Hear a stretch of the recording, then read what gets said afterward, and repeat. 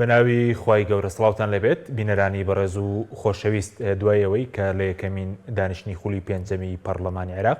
پارتی و یەکێتی تووشی لێک ترازان بوون لە ئێستاشدا ناکۆکیانیان بەردەوام و تاکو ئێستا لەسەر پرسی سەرۆ کۆماریش نەگەشتونەتە ڕێکەوتن هەرچەندە سبەی پێنجشەممە دواوادەیە بۆ پێشکەشکردنی ناوی کاندیدانی سەرۆ کۆمار لە بەرنامەی ئەمڕۆ لەگەڵ بەڕێز مامۆستا ئەحمەدی حاجی ڕەشید پەرلەمانتاری پێشووی عێراق تاوتوی چەند پرسێکی گرنگ تایبەت بە یەکەمی دانیشتنی پەرلەمانی عێراق ناکۆکی ناوماڵی شیع و سوننە و کورد و هەروەها دابەشکردنی پۆستەکان لە بەغداد دەکەین. مامۆستا بەخێربێن، سوپاس بۆ ئامادەبوونتان. زۆر سوپاس. ئەگەر سەرەتا لەم خولەی پەرلەمانەوە دەست پێ بکەین، ئەم خولەی جیاوازێکی هەیە؟ چونکە هێندێکدا تا باز لەوە دەکەن کەم خولە نوێنەراتی لە 18 بڵێن دانیشتوانی عێراق دەکات لە کۆی 22 میلیۆن تا ئەوانەی کە چوونە پەرلەمان 4 میلیۆن دەنگیان بەدەستهێناوە. نوێنەراتێکی لاوازە یاخود چۆنە؟ ینی بە ئینساف سەیری واقعەکە بکەین. تەواان بەناوی خوا سواس بۆ جەناب، سواس بۆ کەناڵی پەیام. دوو قەزیە هەیە تەئسیر دەکات کاریگەری ڕاستەوخۆیان نەبێت لەسەر ژمارەی دەنگدان. یەکەم بایکۆت. بایکۆت چ لە کوردستان وە چ لە منطقەی ناوەڕاست و فراتی غەربی واتە منطقەی سوننە نشین و چ لە منطقەی شیعە نشین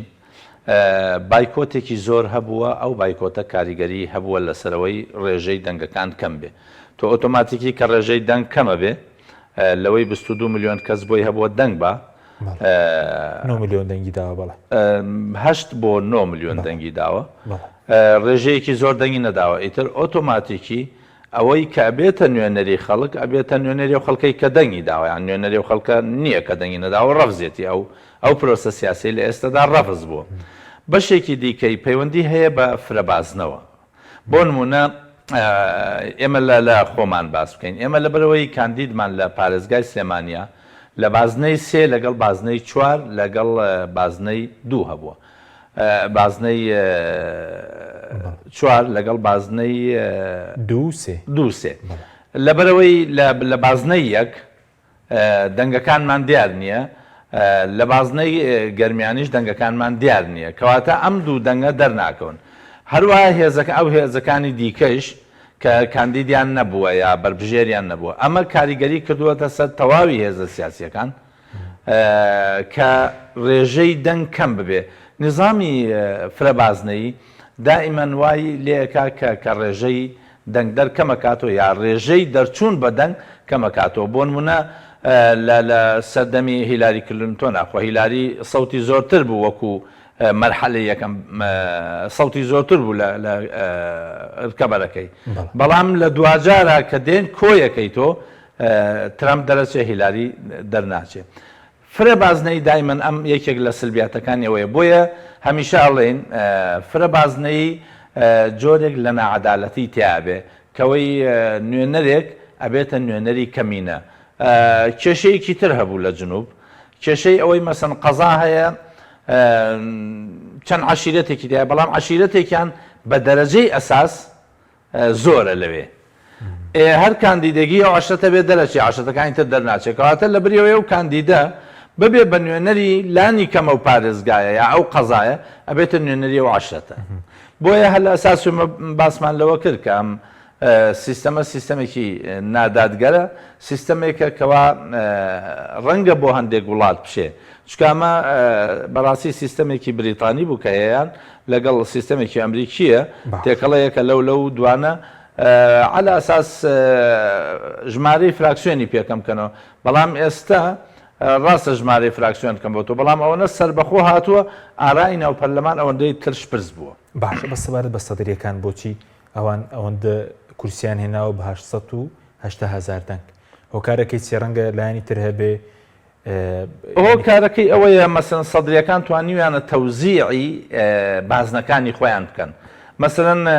لە بازنەیەکە 3 کاندیدیان کردووە، زانیویانە بەشی 3 کورسی دەنگیان هەیە، یعنی تەوزیعیان کردووە بازنەی ئەوە بەشی ڕۆژهەڵاتی بۆ کێ، بەشی ڕۆژاوای بۆ کێ، بەشی ناوەڕاستی بۆ کێ. ئەگەر 3 کاندیدیان هەبێ، ئەگەر 2 کاندیدیان هەبێ کردویانە بە 2 لەتی یەکسانەوە، ڕۆژهەڵاتی بۆ فلان دەنگەدا ڕۆژاوای. هێزەکانی دیکە بۆ نمونە ئیتار لەوە کەوتونەتە هەڵەوە، کەوتونەتە هەڵەوە مەسەن زیاد لە 4 کاندید و 5 کاندیدیانە بە خۆ بازنە هەیە تیاری سەدری 3 کاندیدی تیا دەرچووە بەڵام تەقسیمی دائیرەکەی بە شێوەیەکی جوان کردووە ئەوانی دیکە لە بەرەوەی فرە جەمسەر بوون نەیانتوانیوە تەقسیمی دایرەکە بکەن ئەگەر مقارنەیەک بکەی تیاری سەدری 880,000 دەنگی هەیە ئیتار 2,400,000 دەنگیان هەیە مستەقلین ملیۆنێک باز لە ملیۆنێک یا 1,750,000 دەنگەکرێ بە تێگڕای عراق لە کاتێکە ئەو ملیۆن و ئەوەندە بە هەموو مستەقلینی عراق تەمان لە کوردستان هیچ مستەقلێک دەرنەچوو نیان هێش کەس دەچێت بەڵام لە عراق 55 مستەقل دەرچووە بە تێگڕا یان نزیک لەو ژمارە کەواتە مەرج نییە ژمارەی کورسی ڕنگدانەوەی دەنگ بێ و مەرج نییە ژمارەی دەنگ ڕنگدانەوەی کورسی بنوێنێ یعنی هەیە تاری حکمە و حەیدەر عەبادی 360,000 دەنگیان هێناوە کە نزیکەی نیوەی ئەوەی مقتەداکە یا فەتح 440,000 دەنگی هێناوە کە نیوەی ئەوەی مقتەداکە فەتح 18 کورسیان هەیە حکمە و عەبادی 6 کورسیان هەیە کە دەنگەکانیان نزیکە لێک بۆیە دەنگەکان ڕەنگی نەداوەتەوە لەسەر ژمارەی کورسی هەروەک کۆمەڵی دادگەری 49,000 دەنگی هەیە لە پارێزگای سلێمانیە بەڵام تەنها خاوەنی 1 کورسیە ئەوە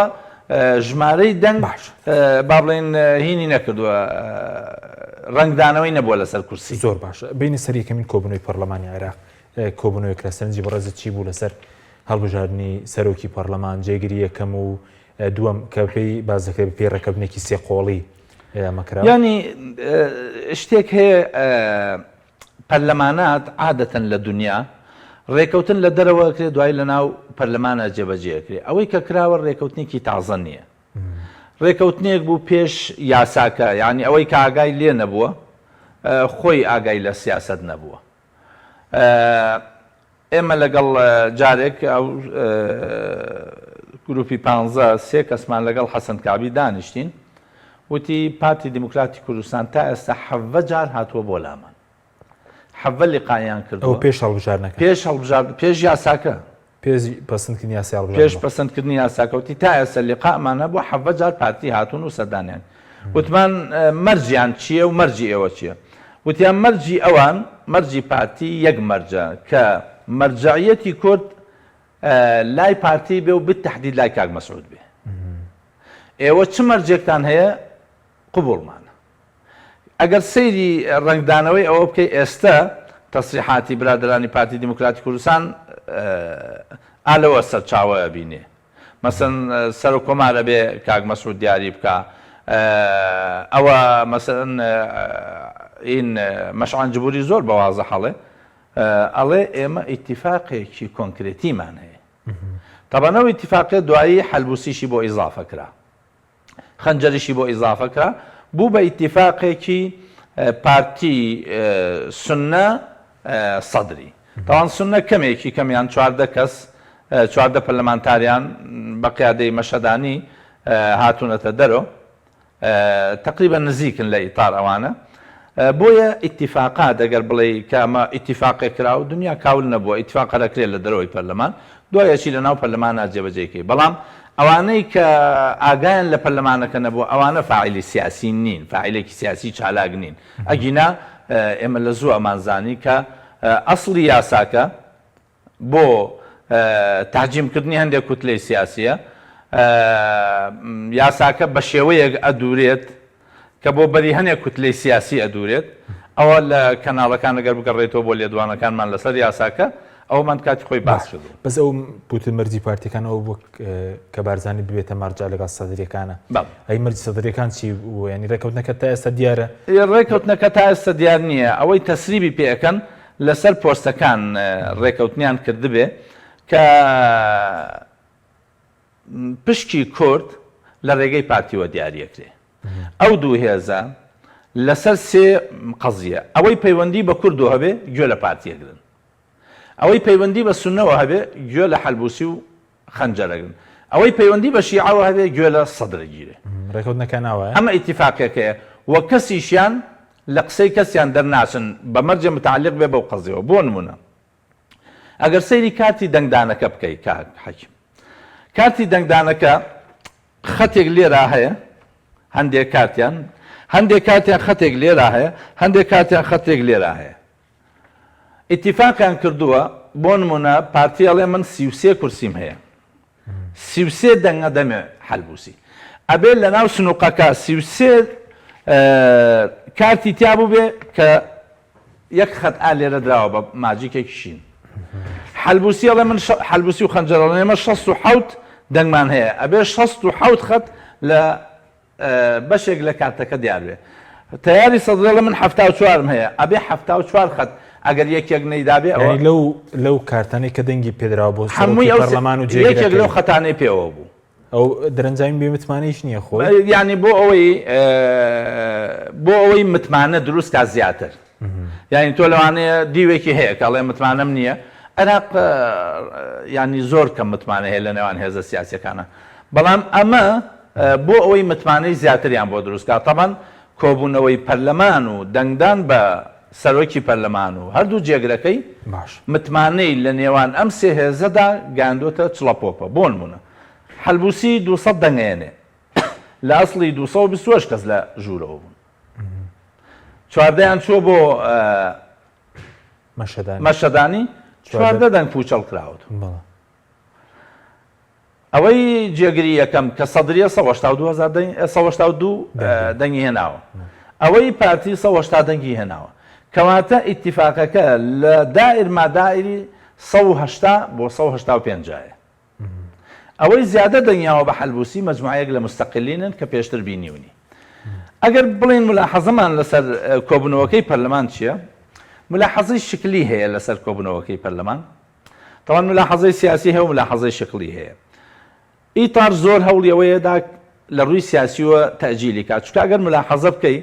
ئیتار دوای ئەو شکستە هەمیشە هەوڵەدا مماتەلە بکا بە پرۆسەکە قانونی انتخابات دەڵێ لە ماوەی 24 ساعتا بێ نەتایج ئەعلان کرێ ئیتار گەیاندیانە 50 ڕۆژ نەتایج ئەعلان کرا دوایەوەی نەتایج ئەعلان کرا دەستیان کرد بە خۆپیشاندان و تانەی مەحکەمەی ئیتیحادی هێنایان لە 90 ڕۆژە اینجا یەکەم کۆبوونەوەی پەرلەمان دەستی پێکرد 90 ڕۆژی ڕەبق سیرکە لە دەی مانگ بۆ دەی مانگ لە دەی دا انتخابات کراوە بۆ دەی یەک 90 ڕۆژی ڕەبق توانیان مماتەلە بەو پرۆسەیە بکەن لە ئێستادا دیسان لەسەر کۆبوونەوەی یەکەم دیسان مماتەلەیەکی تریان کردووە ئەم مماتەلە چەند سەرەگرێ محاولەیە سیاست بریتە لە مناوەرە لە مبادرە هەر هێزێکی سیاسی کە ناوی خۆی بنێ هێزی سیاسی مبادرە و مناوەرەی نەبێ واز بێنێ لە سیاست باشترە ئیتار ئێستا ئەوە ئیشەکانە کە مماتەلە بەم قەزیە بکەن کە پەیوەندی بە کۆمەڵی قەزایایی ناوخۆیی هەیە و ئەقلیمی هەیە و خارج ئەقلیمی هەیە و نێودەوڵەتی هەیە کاگە دوایی فرسەت بێ باسییانەکەین ئیتارەگەر لەم مەرحەلەی دیکەیانە طبعا ئەمە خەرقێکی دەستوریە و خەتانە چونکەوە سڕێتی انتخابات دەخاتە ژێر بەزەوە سەلمێنراوە لە کارتەکانی دەنگدانە ئەو تەسویر هەیە دوو ئەمە سڕێتی انتخابات دەخاتە ژێر پرسیارەوە دوو ئەم کارتانەی کە دەنگدانی لەسەر کراوە تەلەف کراوە نابێت تەلەف کرێت بۆی نەبێتە وەسیقە تەلەفیان کردوون لە ناویان بردون لە ناو براوە کامەش خۆی بۆ خۆی مەسەن سبەینێ ئەمانەم سکاڵایەکەن ئەڵەن کارتەکان علامەتی سڕیەتی علامەتێکی پێوە بووە کە لە سڕیەت دەریەکە چکە اقتراعی سڕی ئەوە دەستور واڵێ محکەمە دوای کارتەکانەکە ئەوانش کارتەکانیانین کردووە محکەمە لەویە بڕیاری خۆیەدا بڕیارەکە چۆنەدا ئایا بە ساڵحی ئیتارەیدا یا بە ساڵحی ئەو تەکەتولی یعنی ئێستا هەموو ئەو کارتانەی کە دەنگی دراوە بۆ سەرۆکی پەرلەمان هی ئەو سێلایەنە مەرج نییە لایەنی تر مەسەرەن نەوەی نوێ کۆماڵ یەکگرتو مستەقیلەکان دەنگیان دابێ خازع نییە بۆ ئەوە ئەوانەی با بڵێن عەزم کە دەنگیان داوە بە مەشەدانی خازع نییە بۆەوە بەس ئەوەی خەتی پێوە بێ هی ئەو سێ هێزە سیاسیە ئێستا ئەوە هەمویان لە ناو بردون دەنگەکانی حەلبووسی هەمویان لە هەر کارتەکان هەموو کارتەکانیان لە ناو بردووە فەوتانویانە هەموو کاتی دەنگدانەکان ئەگەر محکەمە بڕیاری دا بەوەی ئەم جەلسەیەکی دەستوری نەبووە مەسەن خەلەلێکی تری جەلسەکە لە ڕووی قانونیوە کاتێک ڕئیسی سن ئەڕاتە سەر مناسە ئیتر ڕئیسی سنە هەتا ئیستیفا یا داوای لێبوردن نەکە یا با بڵێن داوای بەخشین نەکە یاخود حاڵەتێکی تاڕی دێ بەدەست ئیتر ناتوانێ بە دیسان بە تەکلیفێکی کە ڕئیسنێکی دەن نا مەحمەد مەشەنادنی جام مەسرحیە بێیانە تەمەن لە مەسرحیە چوو خۆ نەخۆشخستنی تقریبا لە مەسرحیە چوو بەڵێ ینی ئەوتی من هەر سەرۆکی پەرلەمان بوو من سەرۆکی پەرلەمانم بەڵێ وتی تەنها بۆ مداوەلە جەلسەکەم وەسانووە بۆ لەبەرەوەی کوتلە یەکبەریان داوەتێ و توێتی بڕۆن تەدقیقکەم بزانم ئیمزانە وایە یعنی لە عێراقا تازە قەزیەکە بووەتە ئەوەی چێ زۆرتر مهینی ئیداری بەکارێنێ مناوەڕی ئیداریەکە مناوەڕی قانونیەکە مناوەڕی چوزانم فەنیەکە محمود مەشەدانی ئەوەش یەکێکە لە بەڵگەکانی ئەمان جاوە قەزا وەریەگرێیانە ئەوەیان نا بەزەوان پەنابرێتە بە دادگای فیدراڵی بەڵێ سکاڵایان تۆمار کرد ئیتار و محمود مەشەنانی بەس ئەی سەرنج چی بوو لەسەر ڕووی شکلیوە شکلێ لە خۆنیشە ینی نمایشێکی تیابوو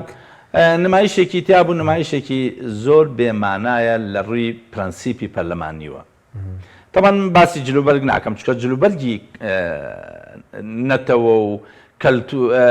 ئاین و ئاینزا و ئەمانە مەسیجێکی جوانە لە هەندێک جارە مەسەلەن کوردەکان بەجلی کوردیوە مەسیجێکی جوانەکە و پەرلەمانی اتحادیە و نوێنەرێی خەڵکێکی تایەکە لە کوردستانەوە هاتوون تورکمانەکان بە درێژایی دەورەی پێشوو جێگری مقرری پەرلەمان نیازی میعمار ئۆغڵۆ بە بەرگی تورکمانیوە یعنی بە کەلتوری خۆیان و داوامی کرد شتێکی زۆر ئاسایە من لە مۆتەمەرێک بووین لە کازاخستان لەگەڵ حەسەن کابیر ڕۆیشتین پێم وتم جێگری پێشووی سەرۆکی پەرلەمان بەڵێ مؤتەمەری پەرلەماناتی شەرق ئەوراسیا بوو یعنی هەموو پەرلەمانەکانی شەرقی ئاسیا ئاسیا و ئەوروپا پێم وتم پێشنیارێکم هەیە من جلی کوردیانم حەزەکەم ئەگەر برادرانی تر لەوە دەکە جلی عەرەبیا جل کەسێکمان لەگەڵایە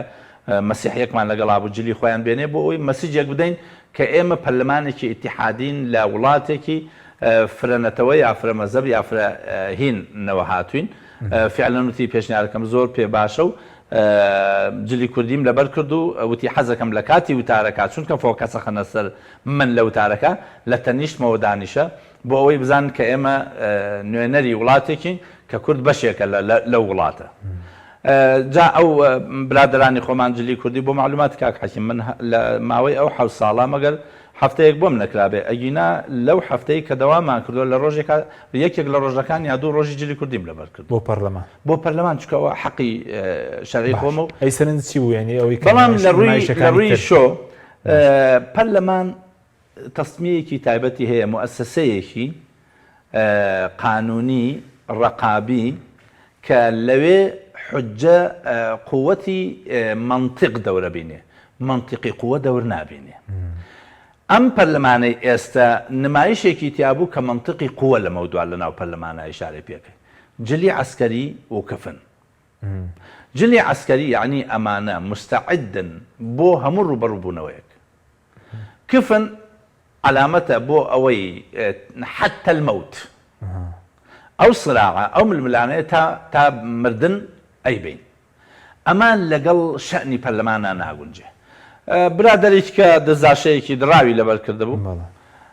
برادرانی دیکە بە تیکتۆک هاتن مەسن تیکتۆک ڕەمزی تشینیەکان و شۆرشەکە بوو کە تیکتۆک زۆر فریان کەوت بوو خۆ ڕاستە هەر ڕۆژێ دوای ئەوە بە تۆمبیلێکی مۆدێل بەرز ینی ڕەمزیەتە بەڵام ئەمەی کفنەکە لەگەڵ جلی عسکەری لەبەرکردن لە ژێرۆ بەڕاستی نمایشێکی دقیق نەبوو نمایشێکی جوان نەبوو نمایشێک بوو مەسیجێکی خراپی دا باشە بەس لە ڕووی کوالێتی و هەز دەکەی کوالێتەکەی دابەزی بێ لە ڕووی کاری پەرلەمانی یاخود پەرلەمان پێویستی بە چییە من نازانم ڕاستیەکەی نازانینی زمان مەسەلەی زمان بەڵێ کێشەیەکمانە چونکە فعلەن ئەو نەی خۆمان ئەو برادرانەی کوردستان کە ڕۆیشتون زۆریان عەرەبی نازان کە ئەوە گرفتێکی گەورەیە یعنی من لە مووسڵ خوێندومە کاک حەشیم بەکالۆرۆسی یەکەمم کە تاوا کردو 4 ساڵ لە مووسڵم بێجگەلەوە خۆم علومی شەرعیم تاوا کردو ینی لە ڕووی فوسحەوە عەرەبیم زانیوە کە چوومەتە پەرلەمان بەڵام لە 2 ساڵی یەکەمدا نەمتوانیوە ئەو مداخلەیە بە قووەتە بکەم لە ناو لیژنە ئەڵبەتە من زۆر قەناعەتم بە قسەی ناو پەرلەمان نییە چونکە زۆرێکی هەروە ڕوا شوێن ناگرێ لێی کەم ناکەمەوە بەڵام شوێن ناگرێ قەناعەتم وایە شوێن ناگرێت زۆر جارەوە بۆ تەسجیلی مەوقفە نەک بۆ ئەوەی قەزەیەکی پێ تەسبیت بکەیت لە ناو لیژنا شت تەسبیتەکرێ لە ناو پەرلەمانە تەسجیلی مەوقفەکە هەردووکیان مکەمیلی یەکترن یعنی تەکمیلەی یەکەکەن بۆ لەبەر ئەوەی لە ناو مەجلیسا زۆرتر سەرۆک فراکسیۆن قسەکە کەم ئەندام پەناباتە بەر قسەکردن بۆ تەسجیلی مەوقفی فراکسیۆنەکەیەکە بەڵام لە ناو لیژنا تۆ ئەندامێکی حەقی خۆت هەیە تەسبیتی مەوقفی خۆت بکەیت باسی زمانەکە دەکەێت زمان مەسەن ئێمە لە بیدایەتەوە تەبان تۆ زمانی عەرەبی زۆر قورسە قسە پێکردنی بە تایبەتی ئێمە فێری ئەوە بین یەکەم جار فۆنۆتیکی ئێمە فۆنۆتیکی زمانی ئێمە لەگەڵ زمانی عەرەبیان نەختێ قرس دێتەوە ینی ممارەسەیەکی چاکە نەبێ ناتوانێت قسە بکەیت بە تایبەتی ئەکەویتە مجادلە ئەیتر قوفڵە بی چونکە لە یەک کاتە ذهنیەتی پیاو ناتوانێت دوو ئیش بکە ئافرەت ئەوەی یەکێکە لە صفاتی مێشکی ئافرەت لە یەک کاتە دوو ئیشەکە بە ذهنیەتی پیاو لە یەک کاتە دوو ئیش ناکات تۆ لە بری ئەوەی بیر بکەیتەوە ئەو کەلیمەیە یعنی چی و چۆن قسە بکەیت مەفهومەکە چۆن بگەیەنی ئالەوە ئیشکالە بۆ دروستەوێت بۆیە لە ڕووی زمانۆ لە ڕووی کوالیتی اختصاصۆ باش ینی پەرلەمان پێویستی بە چ جۆرێک ینی اختصاصی قانونی زۆر ضرورە لەوێ هەبێ اختصاصی مالی زۆر ضرورە لەوێ هەبێ اختصاصی ئیداری زۆر ضرورە لەوێ هەبێ اینجا بە دەرەجەی دواتر اختصاصەکانی تر اختصاصی قانونی لێیە مەسەلەن بەڵام ئەو اختصاصە قانونیانەی پێشوو نییە مەسەن لەم دەورەی کە ئێمەی تابووین بەهێزتر نەبوو لە دەورەکەی پێش خۆمان ئەو دەورەیە بەهێزتر نەبوو لە دەورەکەی پێشووتر چکە خەڵکێکی قانونی زۆر مخەزڕمی تیابوو دەورەی پێشێمە دەورەی ئێمەش مەسەن مەجموعەیەک قازی تیابوو لەوانی تیابوو کە محاکەمەی سەدام حوسێن کردبوو یعنی محمود الحەسەنێکی تیابوو کە باسی قانون ئەکرا قانونەکانی هەموو لەبەر بوو بە مەتن و بە شەرحەوە باسی نظامی ئیداری ئەکرا کابرایکی سونەی لێبوو هەرچی ئینە لە نەفرێکی تیاری سەدری لێبوو شێخ سەباح هەموو دەستور و نظامی داخلی لەبەر بوو ئەمانە لەم دەورەیە بەدی ناکرێن بۆیە من فعلەن ترسم هەیە لە کوالیتیەکەی بەڵام تا ئێستا ڕوون نەبووە تۆ کە فعلەن بزانین جابات لیژنەکان دابنرێن کە لیژنەکان دانرا ئیتر اختصاص بۆ دەرەکەوێت یان نزیک لە اختصاص ئێستا ئەوەی من بزانم لە مەسئلەی مالە دکتۆرە نەرمینی لێیە کە دکتۆرەیەکی زۆر بەتوانا بووە ڕاوێژکاری ئێمە بوو لە ئەنجومەنی پارێزگا و کەسێکە مخەزرەمە لە مەجای مالی و نەقدیە زۆر بەتوانایە زۆر دڵم خۆشە ئەوە دکتۆرەی تایە ئەزانم خەڵکی قانونی تایە بەڵام با لیژنەکان دروست ببن تشکیل بن اینجا وەختە باشە بەس دەسەر فشار بۆ سەر پەرلەمانتاران یاخود بڵێن کرینی دەنگ و ئەوانە بۆ دەستەی سەرۆکایەتی پێ دوایە هەبوو بێت کاتی خۆش ئەزمونت لەگەڵ هەیە تۆ ینی کرینی دەنگیش کرین دەنگی پەرلەمانتاریش هەیە ئەزانی چۆنە ئەوە کەوتۆتە سەر نظامی سیاسی وڵاتەکە ئەگەر نظامی سیاسی وڵاتەکە گەندەڵ بوو هەموو شتێکی تیاکرێ ینی ئێستا دەنگکڕین هەبوو بێ لە دەورەی ئێمەشا هەبوو وەزارەت کڕاوە بە 25 ملیۆن لە خولەکەی ئێمان بڵێ ینی بۆ مکەونێک دەرچوو بوو مکەونەکە دابووە کەسێک یا بنەماڵەیەک و فرۆشرا بوو کەوتۆتە سەر فەسادی مالی و ئیداری و سیاسی لە عێراقا ئەگەر باسی ئەو شتانەیان کرد زۆر تەبیعی فشار ینی خۆت ئەزمونت هەیە لەگەڵ کاتی خۆی لە 2010 خۆتان کاندید کرد بۆ خۆی ئەوەی سەرۆکی پەرلەمانی عێراق بەڵێ فشار و شت هەیە ینی بۆی لە ئێستادا مەسەن نمایشی ئەو جلوبەرگە جۆرێک بوو لە فشار نمایشی ئەو جلوبەرگە جۆرێک بوو لە فشار لەبەرەوەی هەر ملاحەزە بکە کە ئەحمەد ئەسەدی سەرەکەوێ وەک نوێنەری ئیتار و ڤیددیو لایڤێکە کاتۆ کاڵێەوە ئێمە وەکو کوتلەی ئەکبەر تەجیلی خۆمانەکەین یەکسەر ئالویا ئاڵۆزیەکە دروستە بێ و هەموو جەماعەتی سەدرەکان ئەچونە سەرەوە ئەوە کێشە کەواتە فشار هەبووە و مححمود مەشەدانیش بە شێوەیەک لە شێوەکان ترساوە هەموو خەڵکە بڕوابووی چکەمە ئەمان بینی جاری پێش و مەسەن نەفەریان هەبوو هەر قزەیەکە بوو بۆین باقی فڕیا و چاکەتەکەی فڕێیا و ئێتە زۆر وازع بوو کەەوە فشارە بەنسبەت ئەو فشارانەی کاندیدکردن بڕمە تۆ لە 2010 من برادەرەکانم ئاگادارن ئەوانەی بە تایبەتی کە لەگەڵ مابوون و دەنگیان کۆ کردەوە بە تایبەتی مەسەرەن یوسراخان کاک سەرکەوت کە دکتۆر ڕێبوار ماوسا سەلیم و ئەمە ئەوانە بوون لە چواردەورم بوون فراکسیۆنی نەوەی نوێ بوون ئەو کاتە کاک ڕابوون ئەمانە هەمویان هەستیانە کرد کە فشارێک هەیە بەڵام فشاری بەهێز ئەوە بوو کە من سێ جار هادی عامری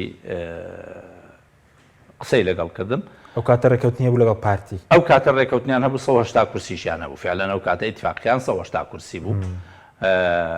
زۆریان تهدید کرد و زۆر ئیغراعاتی مادیشیان قسە بەردەستمان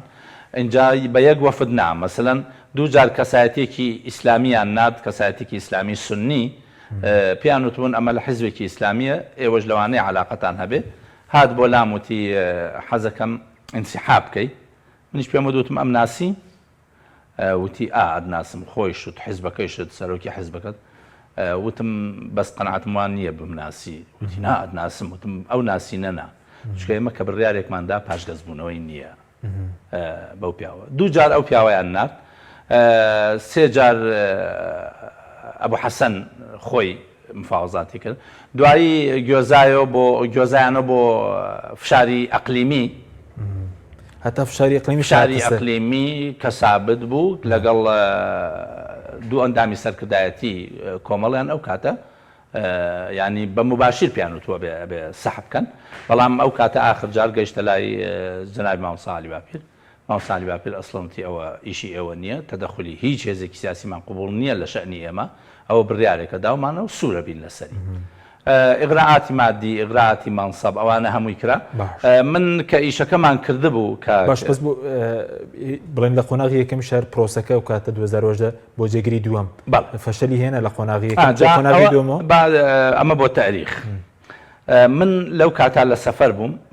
داوەتێکم هەبوو لایەن ژن برایەکمەوە بۆ سەردانێکی کۆمەڵای چکە و کاتە پەرلەمان نەبووم فترەی ئەوە بوو پێش هەڵبژاردن بوو من چوو بووم بۆ ئەو داوەتە بۆ ئەمریکا لەوە لەگەڵ برای بەڕێزم ماوسا سەلیم پەیوەندیمان هەبووتم کێ کاندیدە وتی تا ئێستا کەس دیار نییە بۆ جێگری دووەم بۆ جێگری دووهەم وتی تەنها ڕەشەحی پارتی دیموکراتەیە منیش کردم بە سوعبەت وتم بۆ پیامان لە ماڵ نییە وەڵاجا ئەوە حاڵەتەکە ئەوایە وتم بە برادران بڵێ ئەگەر ڕازیانە من خۆم کاندی دەکەم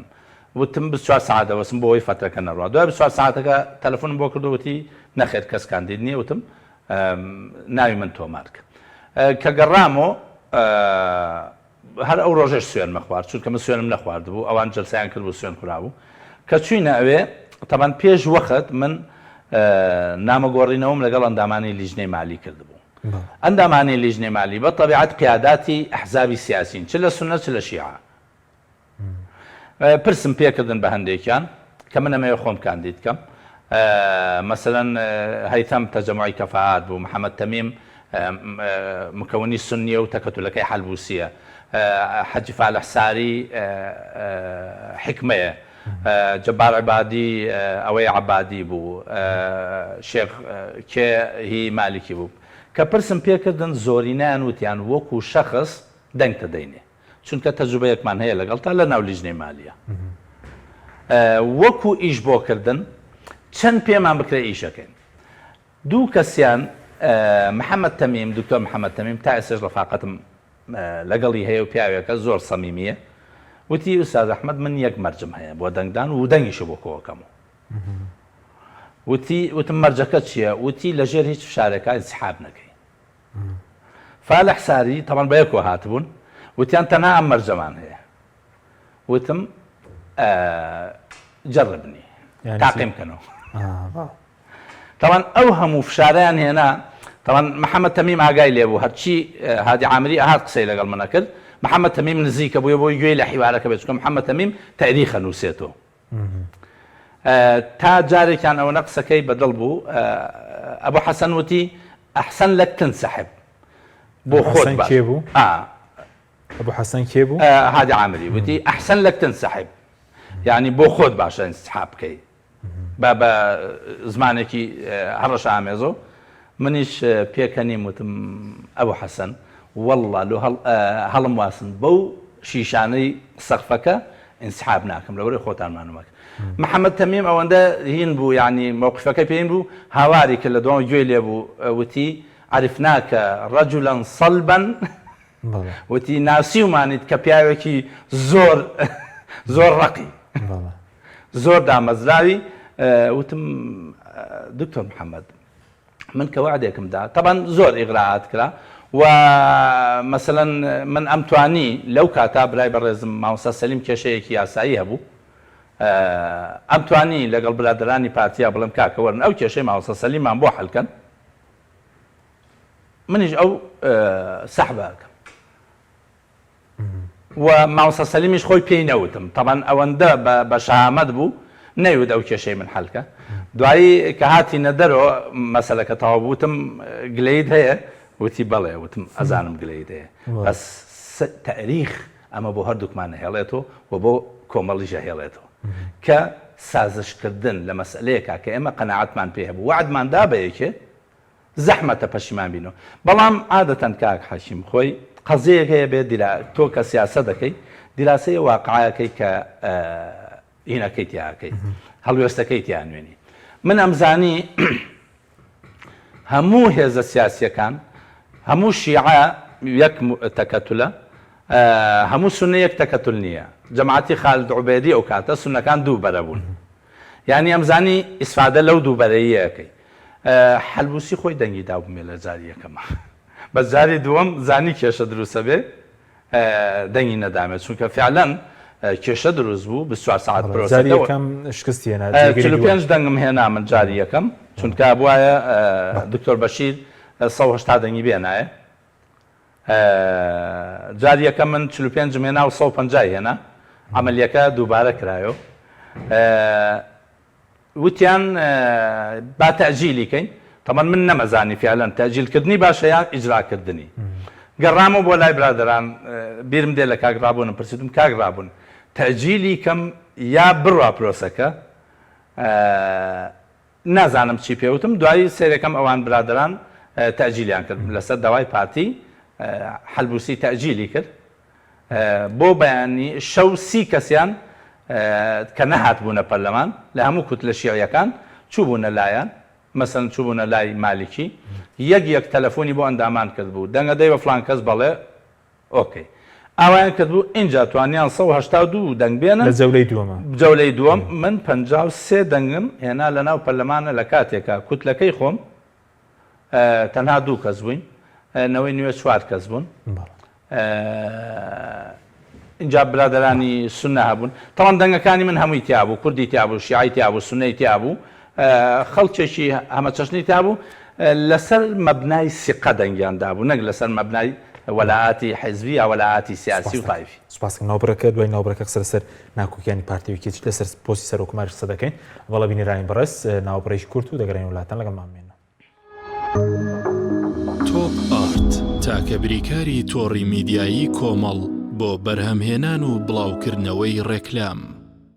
یەکێک لە خواردنەکانی سەفرەی کوردی برنجی ڕووبهەنارە خواردنێکی زۆر بەچێژ و بەتامە چەندی لێ بخۆی لێی تێر ناخۆی برنجی ڕۆبەنار زۆر خۆشە خۆشترە بێت ئەگەر برنجەکەی برنجی مەحموود بێت برنجی مەحموود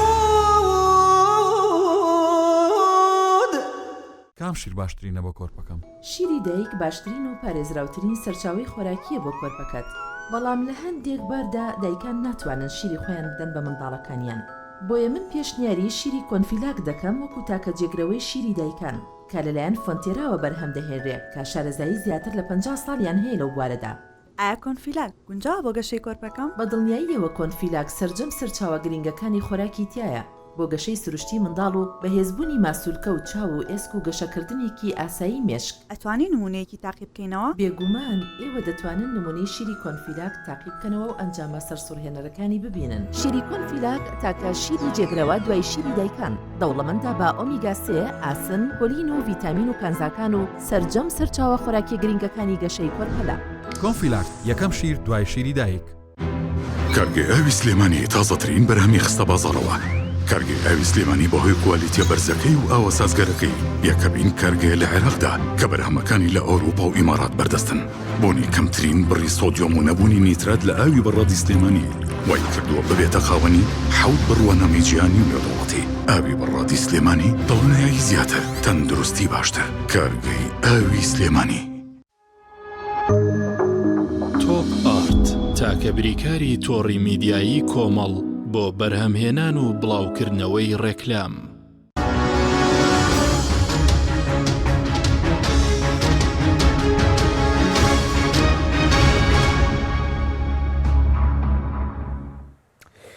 جارێکتر سڵاوتان لەبێت بینەرانی بڕێز مامۆستا لەسەر لێکترازانەکەی پارتی وێکێتی کە پێشتر هەردووکیان باسی یەکریزی و بە وەفدێکیا و بەشی ڕۆشتبوون. سەرنجت چی بوو؟ هەر پێشترە بانگەشەیەک بوو ینی لەگەڵ داوای لێبوردن ینی ئەمە تەقیمی سیاسی ئەەکەین هینێکمان نییە بۆ هیچ کام لەو هێزە سیاسیانە نزیک بوونەوەیەکمان نە لە پارتی هێن نە لە یەکێتی. بەڵام لەو گەمە سیاسیە پارتی لە یەکێتی بردبوویەوە کە بە ناوی یەکریزیوە ئەوە مەسەن 2010 خۆ دوور نییە. هەمان سیناریۆ بوو جێگری سەرۆکی پەرلەمانیان دانا پارتی دوای بۆ سەر کۆماریش نیان هێژدێکێتی بە یەک کاندید هێن بکە لە هەموو وەزیرەکانی یەکێتیشا پارتی کێشەیەکیان دروست کرد. یەکێتی نازام دەرز لەو ڕابردوانە وەرناگرێت بە ناوی یەکریزیوە و هەموو هێزەکانی دیکە ئێمە پێڵێن فشێ قەومەچێتی بە ناوی فشێ قەومەچێتی و هەموو جارەیە کۆمەڵە هێزی سیاسی ئەقەڵەتێنرێن بۆ هێزێکی سیاسی. بۆیە ئەوەی ئیمام شافعیە فەرمێ ئەوەی ئەچێتە بازار و واجبە لەسەری بەیع و معاملە بخوێنێ. ئەوەی ئەچێتە ناو سیاست چی بخوێنێ؟ واجبە لعبەی سیاسی بخوێنێ. چی تێدا یاری لعبەی سیاسی؟ گەمەی سیاسیە بێ ئەدەواتەکانی بزانێ. ینی تۆ سەیری ئەو بیدایەتەکە یەکێتی لە بەغا دوورەکەوێتەوە. پارتی بە بەردەوام لەم خولا لە بەغا نزیکە. یەکێتی هەمیشە لە وەختی زایع ئاگاتە سەر واقعەکە.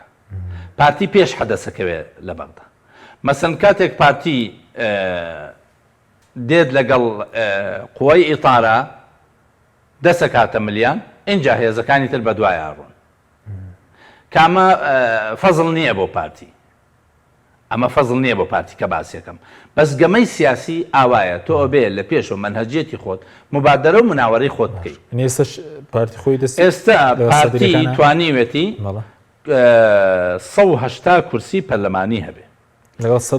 لەگەڵ سەدر و سونە حەلبوسی و عەزم بەشێکیان جا. ئەگەر ئەوەی لە پەرلەمان ڕوویدا بیانەوێت دووبارەی بکەنەوە کاندیدەکە یەکێتی دەرناچێت. بەڵام بڕوان ناکەم هیچ کاندیدێکیان دەستکەوێت بەقەدەر دکتۆر بەرهەم ممارەسەی ئەو لعبە سیاسیە بزانێت وەک سەر کۆمار. چونکە دکتۆر بەرهەم جۆرێک لە جۆرەکان پێگەی سەر کۆماری هێنابوویەوە کە ئەوەی فعلەن حامی دەستور بێ فعلەن ڕۆڵی کاریگەری هەبێ ناڵم 100%. بەڵام جۆرێکی هێنابوویەوە زۆر باش پێگەی سەرۆکایەتی کۆماری گەڕاندبوودەوە نزیکی کردبووە لەوەی فعلەن پێگەی سەر کۆمار ئەوەیە کە مەفروض هەبێ بە پێی دەستور. ئەگەر بیانەوێ ئەوە بکەنەوە ئەوەکەنەوە بەڵام مستەقبەلی عملی سیاسی لە عێراقا چی لێدێ. ئەو مقارنەی جاری پێشوو بۆم کردی کاک حەکیم دووبارە یەکەمەوە. طبعا ئەم مەسەلەیە مرتبطە بە کۆمەڵی قەزایی ناوخۆیی ئەقلیمی خارجی ئەقلیمی نێودەوڵەتی. ئەم قەزیە عێراقە وەکو ناوخۆ ئەو هێزانەی کە 2,400,000 دەنگیان هەیە مستحیلە بێڵن حەقیان بقرێت لە کاتێکە 170,000 چەکداریان هەبێت. جا ئەمە هەر ڕەقەمە یا فعلەن هەیەە. بەڵام خۆ ئەمە ئەگەر هەفتایشیان هەفتە هەزارەکان نەبێ سەیان هەیە 100,000 چەکدار کاک حەکیم لە هەر وڵاتێکا بێ پرۆسەی سیاسی ئەخاتە ژێر هەڕەشە لە بەرامبەرە ئەمەلی سیاسی بە جۆرێک لە ئیقسا تۆ ئەگەر بە پرۆسەیەکی ئارەزوومەندانە هێزێکی سیاسی ئەڵێ من ئەبمە ئۆپۆزیسیۆن هەر لە یەکەم جارۆ حکمە و توێتی من ئەبمە ئۆپۆزیسیۆن بەڵام بە زۆرکردن بە ئۆپۆزیسیۆن ڕەتیعلی خراپیە بێ بۆیە ئەمە لە ڕووە ناوخۆیەکەوە لە مستەوای ئەقلیمیوە هەموو ئەو دەوڵەتانەی چوار دەور چ ئێران چ تورکیا چ ئیمارات چ سووریا چ ئوردون چ سعودیە هەموو ئەمانە ئەجندایان هەیە لە عێراق ئەنجا ئەجنداکە چەند کاریگەرە جیاوازی هەیە مەسەن دوو وڵات زۆر کاریگەریان هەیە ئێستا تورکیا و ئێران لە ناو عێراق بە دەرەجەیەکی تر ئیمارات سعودی و ئیمارات دێن ئوردون کەمتر سووریا زۆر کەمتر کەواتە دووەلی ئەقلیمی ئەتوانن نەیەڵن ئیستیقرار لە عێراقا دروست بێ و ئەم دەوڵەتانەیش مەسلحەتیان لە عدەم ئیستیقراری عێراقا هەیە خاڵی سێهەم دووەلی خارج ئەقلیمی ئێستا حاڵی حاضر مناقەشەی مەلەفی نەوەوی ئێرانیەکرێت لە ڤێنە و لە مانگی سێ هەڵبژاردنەکرێت لە لوبنان ئەگەر ئەمەی لە عێراق ڕووی داوە بەردەوام بێت سەرۆکۆماریشی بەدوا بێ هەر بۆ ئەو سێ تەرەفە سەرۆکی حکوومەت و حکوومەتیش هەر بۆ ئەو سێ تەرەفە لە لوبنانیش هەمان شکست بە حیزبوڵای لوبنانی دێنن لە ڤێنە ئەگەر تەفاوزی نەوەوی بە بەرژەوەندی ئێران تەواو بێ دۆخەکە بە شێوەیەکە بە زەرەری ئێران تەواو بێ دۆخەکە بە شێوەیەکە بێ ینی من تویتێکم کردووە ئایا ئەم ئیستیحوادکردنە ئەم دەستگرتن بەسەر ڕیاسات لە پەرلەمان و لە سەرۆکایەتی کۆمار و لە سەرۆکی ئەنجومەنی وەزیران بیدایەتی نهایەتە کۆتایی هاتنی یا سەرەتای کۆتایی هاتنی تایفیەتە مەسەن هێزێکی شیعی سونی کوردی طبعا حاڵەتە تەندروستەکە بریتە لەمە حاڵەتە تەندروستەکە بریتە لەوە کۆمەڵی هێز حکوومەت پێک بن کۆمەڵی هێزیش معارەزە بن ئەمە عێراق لە تایفی ئەوانە پارێزە بەڵام ئایا بۆ دۆخی ئێستای عێراق کە وەک باسم کرد هێزە محەلیەکان عەقڵیەتی ئەویان نییە کە تەسلیم بە واقع بن تەسلیم هەزیمە بن چکە زانێ هەزیمەکەی خودی نییە ذاتی نییە ئەگەر بەشێکشی ذاتی بێ بەشێکی پلانە پیلانی لێکراوە هێزە ئەقلیمیەکان ئەجندایان هەیە ئەجنداکە یەشکێندرێ لە عێراق هێزە نێودەوڵەتەکان پرۆژەکان شکست پێێنرێ بۆیە پەیوەندی هەیە بە ئیتفاقی ڤێنەوە باشە کاتمە دڵەخەیەکمانەوە سەبارەت بە سەرۆک کۆمار ئێستا کە پارتی و یەکێتی ناکۆکن هەماشتی 2010 دووبارە بێتەوە لە ناو پەرلەمان ئێستا لە یەکێتی لە دکتۆر بەرهەمە پارتی دەڵێ زێباریەوە کۆمەڵ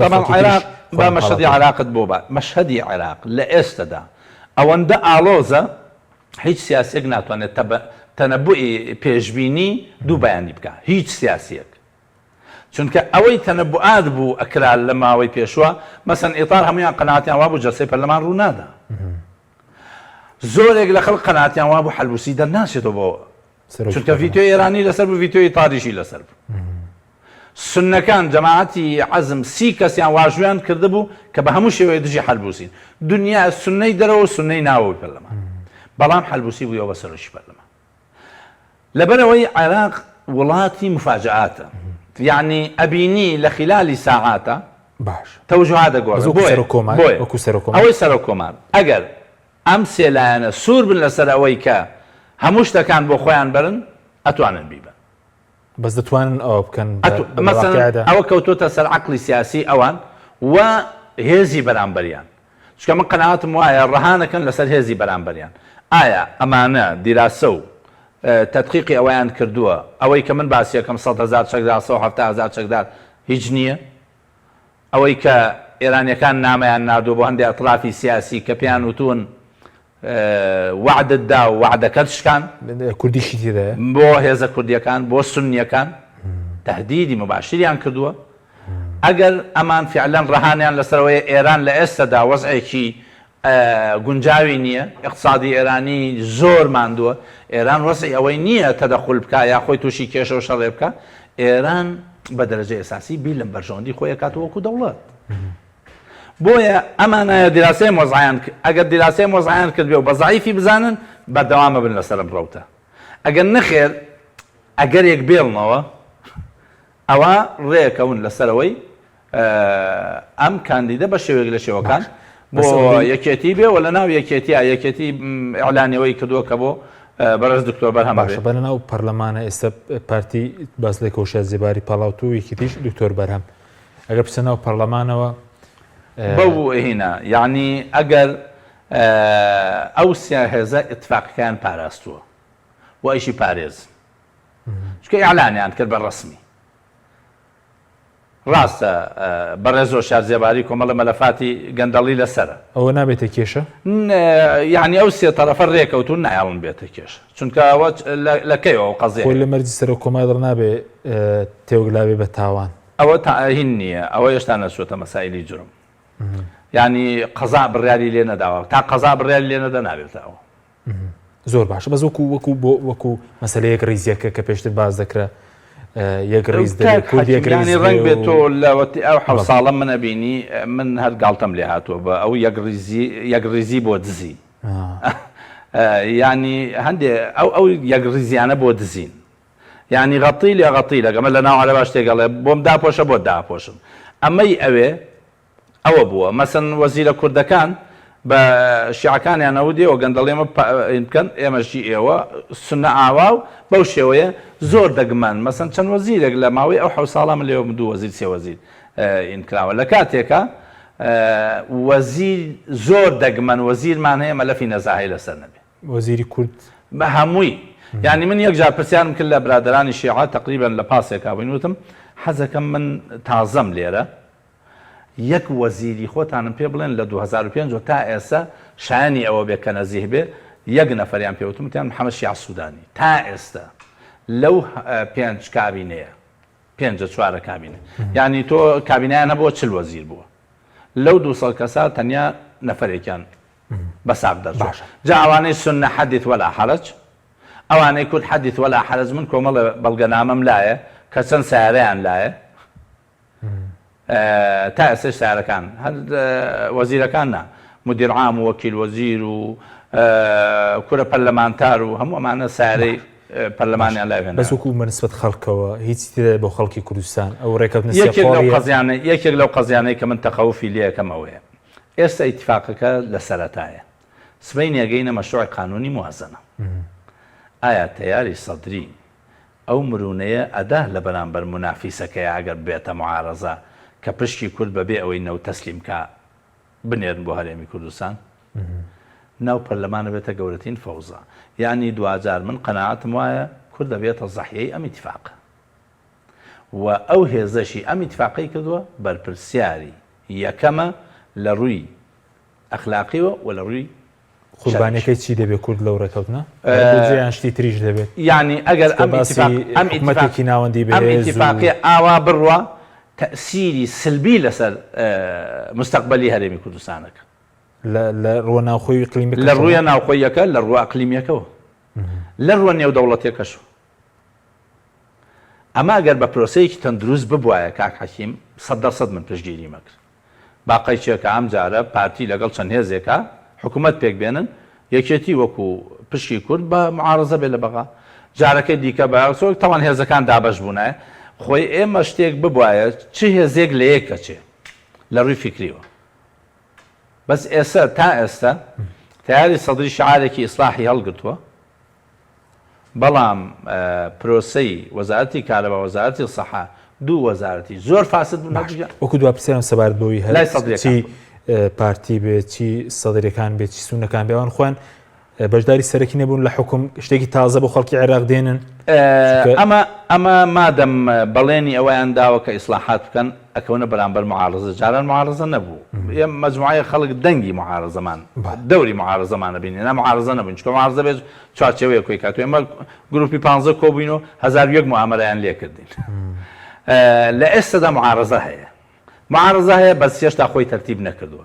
ئەگەر ئەو 182 دەنگە ببنە پێگەێنەری حکوومەت معارزە لە بەرامبەریانە تقریبا نزیکی ئەوەیە خاڵی سەرەکی ئەوەیە تعطیلی جەلسات معارزەی هین ئەبێتە نصفی معطل لە لوبنان ثلثی معطل هەیە هەمیشە سەیەکی پەرلەمان ئەوە بۆ معلوماتە لە ماوەی ئەو 7 ساڵە چی جەلسەمان کردووە کاک حەشیم چی جەلسەمان کردووە بدونی استثنا لانی کەم 80 تا 100 کەس غایبە یعنی 250 کەس ئەمێنێتەوە لەو 250 کەسە لانی کەم 250 220 200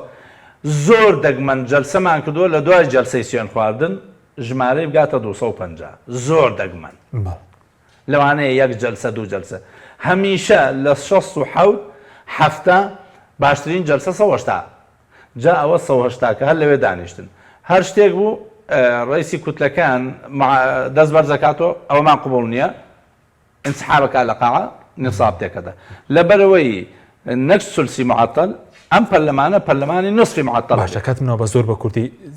شەڕی ناوخۆ پێک دەدەن چاوەڕێی عێراق دەکە بە کورتی بسپاس دەکەن ئەگەرێکە بە هێزیان لاوازە کەوتوتە سەر ئیستیعدادی ئەو هێزانە بۆ هەڵگیرسانی